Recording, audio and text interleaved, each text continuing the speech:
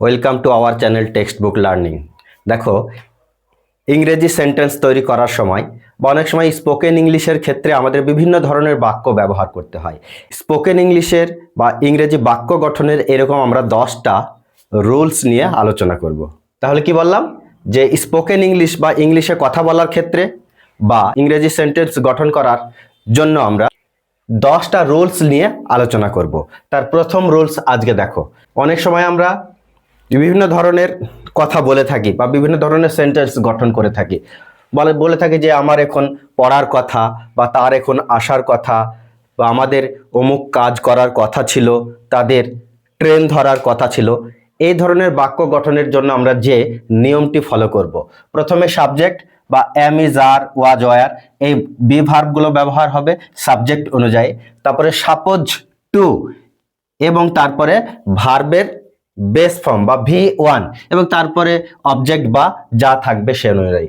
এই বাক্যগুলো সাধারণত কথা বা কথা ছিল, বাংলা বাক্যের শেষে কথা বা কথা ছিল, এই ধরনের বাক্য গঠনের সময় আমরা এই রুলস ফলো করব।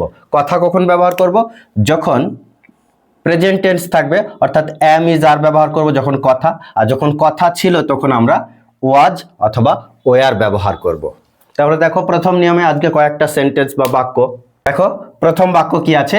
আমার এখন পড়ার কথা। এই যে কথা বলা হচ্ছে, আমার এখন পড়ার কথা, তাহলে এই বাক্যটা আমরা কিভাবে গঠন করতে পারি? প্রথমে সাবজেক্ট লিখি আমার, আই, সাবজেক্ট অনুযায়ী be verb, I am suppose two,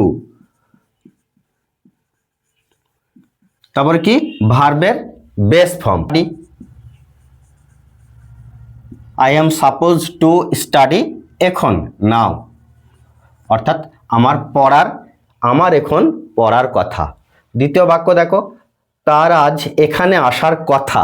হি বা সি লিখতে পারি আমরা। হি নিয়ম অনুযায়ী ইজ লিখব, he is suppose two,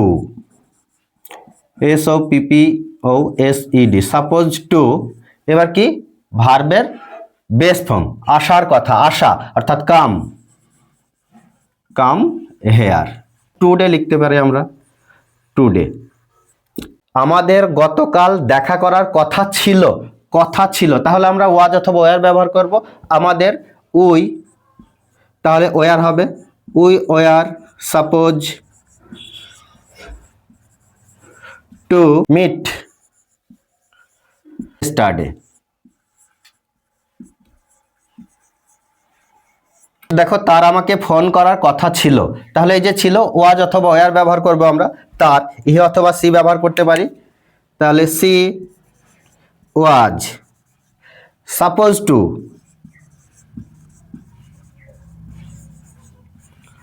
call me, তার আমাকে ফোন করার কথা ছিল।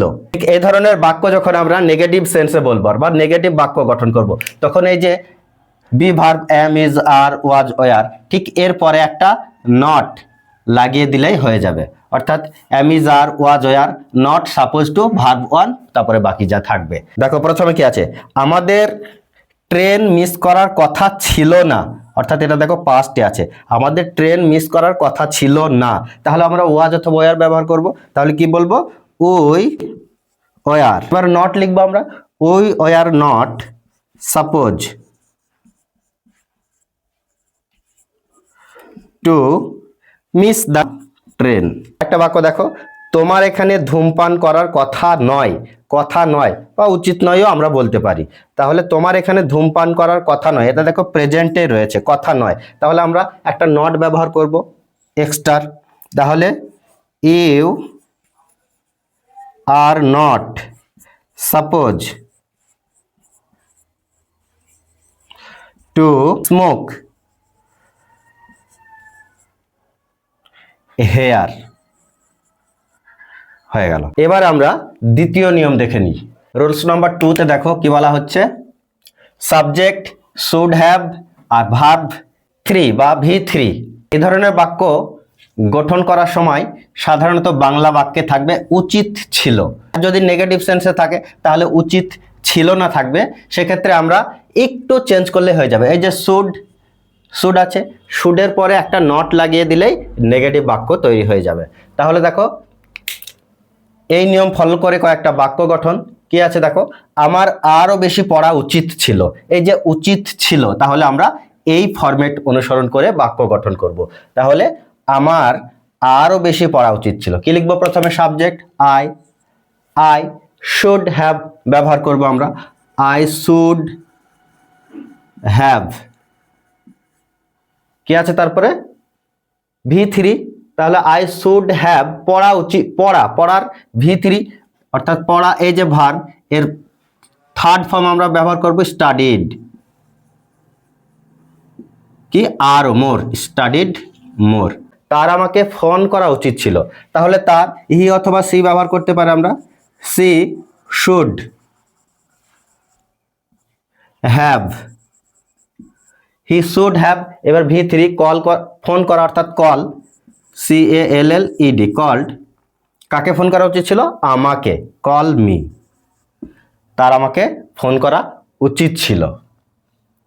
তাদের গরিবকে সাহায্য করা উচিত ছিল, তাদের, দে শুড হ্যাভ। এবার সাহায্য, থার্ড ফর্ম ব্যবহার করব হেল্প।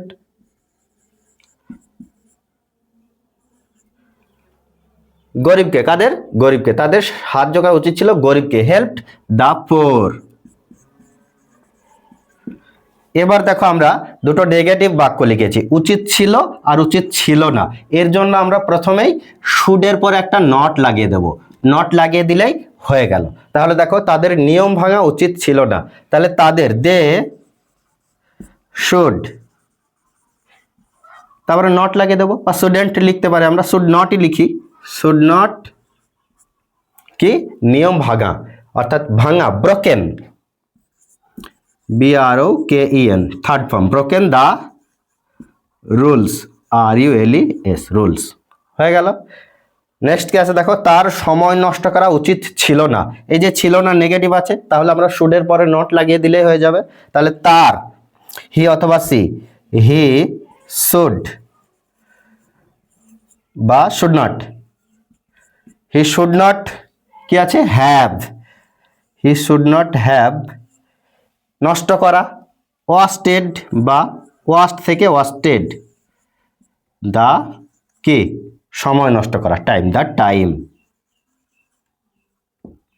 হয়ে গেল এই ধরনের বাক্য গঠন। তাহলে আজকে আমরা রুলস 2 পর্যন্তই দেখলাম, পরপর আমরা রুলসগুলো ফলো করব। ভিডিওটি ভালো লেগে থাকলে লাইক, কমেন্ট, শেয়ার এবং সাবস্ক্রাইব করে আমাদের পাশে থাকো।